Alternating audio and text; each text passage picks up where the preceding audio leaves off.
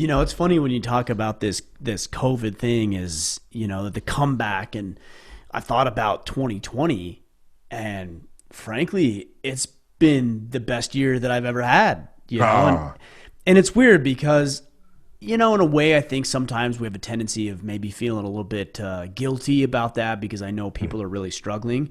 right. But also, I've looked for the opportunities and I've positioned myself career wise, financially, to be able to be okay. And I've heard you talk about 2021 as being a year of opportunity. Hmm. And I would love for you to riff on that because I think a lot of people are only seeing the dark clouds, they're not seeing the silver lining. Yeah, well, first and foremost, congratulations on this year going well for you. Thank Here's you. one thing I know for sure. I watched the NBA finals in the bubble. I watched the Super Bowl. I watched the team win. When they held up that trophy, they didn't apologize. Right. They held that up because they won and they celebrated. So I know this year has been tough for a lot of people, but I think if we think through and go back and look, as I've done and really reflected, there's been some losses in this year, and as far as some money and events, some things that you couldn't do. But I've also gained a lot, and I've gained a lot in as far as perspective. Understanding I've had, more time with my kids and more time to see things differently and clarify.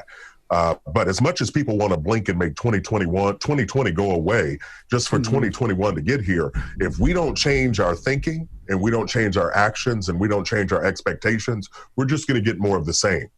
And I see this year as an opportunity for us to be able to embrace the way that we connect with family and friends differently. It's our new normal. And so let's not be surprised with it. Let's utilize it. I think opportunities are coming. They always do. In the midst of struggle, opportunities become more clear because we begin to think differently. I think we're going to see more businesses come out of this pandemic. We're going to see people changing the way that they do business, and we're going to see some shifts. And in those shifts are opportunities. But I want to encourage people, let's stop griping about what we couldn't do, and let's focus more on the controllables. What can you control? And Ryan, I firmly believe there's 5 things I can control. I am a man of faith, so my faith is number 1. Number 2 is my attitude. Next is outlook. Then my responses and my attitude.